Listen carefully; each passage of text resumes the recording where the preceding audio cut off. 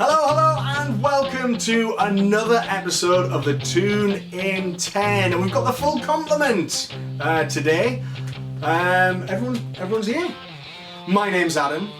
That's Pete. That's Vince and Penny. The sun's shining. You've got a brand new scorcher of an episode to look forward to as well.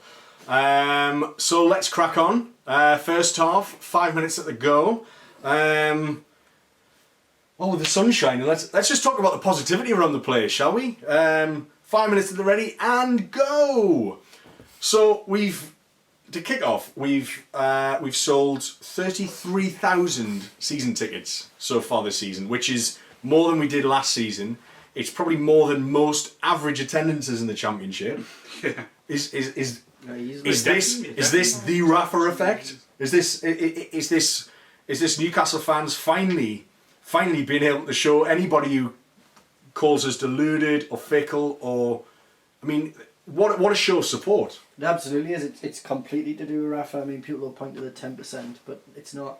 It's because Rafa, he's a genuinely world-class manager, and there is genuine hope, and the fact that he's following through with his statements, and we're signing players over 30, which is fantastic. Yeah, absolutely. So we've signed Jesus James, the right back, or certainly can play left back as well for all accounts, from Atletico Madrid. He swapped life in the Spanish capital and La Liga and the Champions League to come and live in Newcastle and play in the Championship. I mean, this is the draw that we kind of always hoped that he would have, but it's paying off. I think it's strange. It's took us so long to get to what has seemed like common sense to most fans for so long. And I mean, like many things in life, not just football, I think sometimes you have to hit rock bottom before you can build. And I think last season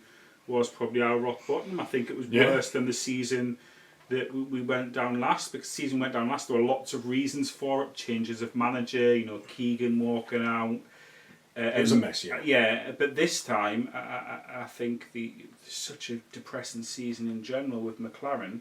I think that's why things are improving. We've hit rock bottom. We can only get better. There's a sniff of hope. Not even a sniff of hope. I mean, people seem buoyant about the new season. Rafa seems to be doing and saying all of the right things. He's brought in James, we've just talked about. He's brought in young Isaac Hayden from Arsenal, who presumably would come in as a defensive midfielder. English player, not signing another one. I've got a story about young Isaac Hayden. All right. Apparently, so apparently Rafa met him back in June. So he went down on a special mission to go and see him, and he actually.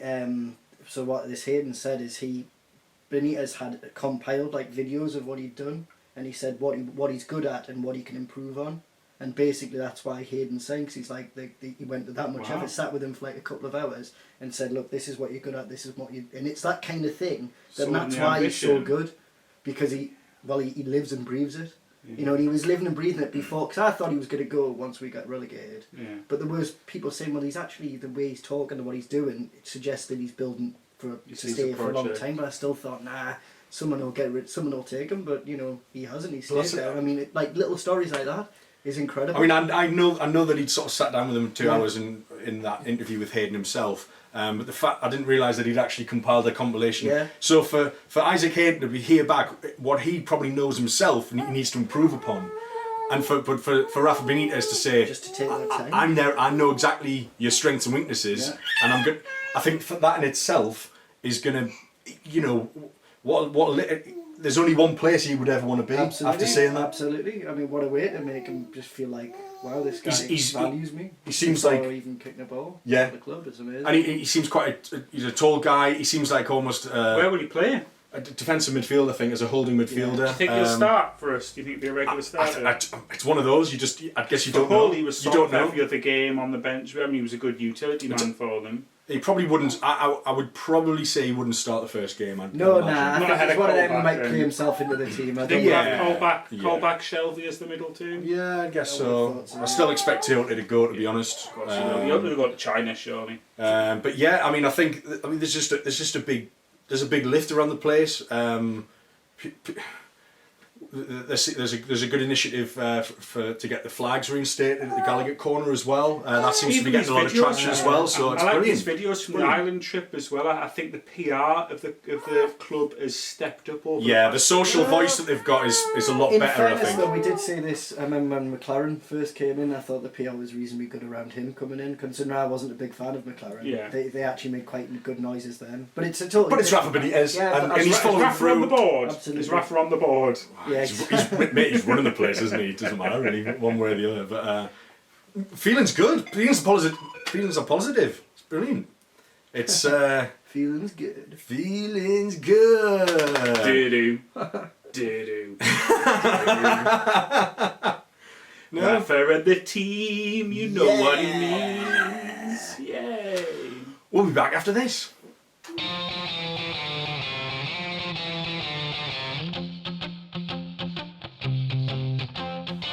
Hello, and welcome back to the second half of the Toon in 10, brought to you by the Toon Network. Now, with all this positivity floating about the club at the minute, why would you ever want to leave? So let's talk about some of the players who are clearly angling for a move away from St James's Park. Time at the ready, go! And talking of go, what about Moussa Sissoko? Just to pick up on something you said there, why would you want to leave? I think for us as Newcastle fans, it's easy to be quite introspective and sort of navel gazing and speaking with the fans a bit like an echo chamber at times. At the end of the day, these players, Sissoko's just had a really good performance at Euro 2016. When he looks back at his career, he would have had at least one season in the Championship on his CV. People won't remember the positivity. They remember the fact he's in the Championship. We're not a Juventus situation where Juventus went down through match fixing. And Juventus, one of the most famous clubs in the world. Not that we aren't, but they're obviously Juve. And I think that's why I think it's that black mark for players who are at the prime, international players who are at the prime. And I think that's where Townsend's gone as well. Yeah, well, exactly. It's that black mark. I mean, Townsend will regret it. The thing is, I think what's angered the fans about Sissoko is the fact that his agent came out with that horrific statement claiming his loyalty and saying that he tried his very best. To keep the... I mean, what he didn't do was put in the effort. What he didn't do was show conviction. And what he didn't do was show loyalty, because talking up Arsenal every single transfer window is not loyalty. The thing is, for me, I've got no qualms about, say, Townsend leaving, because Vince, you're absolutely right. If I was a player of that quality, I'd want to be playing in the Premier League. It's you only get about sort of 10 seasons at the top, if you're lucky. Yeah. And it's not just one season that you're not guaranteed to go up. Of course. It's a long time. And Townsend, when he was here, he worked hard. He was absolutely brilliant. He deserves whatever he takes. Sissoko is just an absolute disgrace. I hope we do sell him, and I hope some idiot pays him good money, because he is. They'll find the short find out. Very quickly. I love this irony of him complaining of the fact that they finally shoved a Champions League price tag on him when he claims to be a Champions League player. I mean, I don't think we'll get 35 million from him, but we'll definitely get upwards of... There's a lot of 20 million plus. Well, I think we'll get upwards of 25. Yeah, I think so as well. What's the problem is his mentality, because on his day, he is a world beater. He is. On his day, he's unbelievable. The frustrating attitude. thing with Sissoko is he could go to a big club and be... he could be really good. I reckon he could turn it. But it depends whether he bothered. With Newcastle, he thought, I'm better than this club, I'm bigger than this club, and I'm the best player. But when you're being managed by Pardew and McLaren and Carver, they don't motivate us as fans. It's a fair point. It's a fair point. But if he doesn't want to be around with Rafa, then he's made that decision already. He's got some suitors now. I think you say that about Pardew, but Cabaye played very well. If you've got it in yourself, you want to play well. You can't just blame it on not being motivated. Look at Ben Arthur. Do you know what I mean? He's another. But then look at him but he still had a good period. Sissoko had one game where he played well. Well, Matt, go further than that. The reality is, you can't blame it. It's not just the manager. There's a lot of it. There's a lot of dynamics to it. That's it. I think Sissoko has had enough chances in the last 3 years to prove just what he can do on the football pitch, and I think I echo many fans here in saying that he probably didn't produce the goods enough, and he's probably had about 10 12 good games in that time. 1 in every 5 games he turns it on. I mean, his assists and goals aren't spectacular. I think he's replaceable. I think his drive when he's playing, like you say, he's unbeatable. But I think we can play equally with other people around him. So we'd get a lot more out of a player with half of Sissoko's natural ability, who has a bit of heart. Yeah, absolutely. So I mean, you're looking at absolutely replaceable. You're looking at Janmat has been linked with, say, Watford. You're looking at Wijnaldum's been linked with Tottenham, Liverpool. Cissé's already gone. A little word on Cissé. I mean, he's gone. Player? If you were a different team, who would you rather have? Would you rather take Wijnaldum or Sissoko? If you were a Liverpool fan or a Spurs fan, who would you I'd rather probably take Wijnaldum. I think he's obviously more technically gifted. Yeah.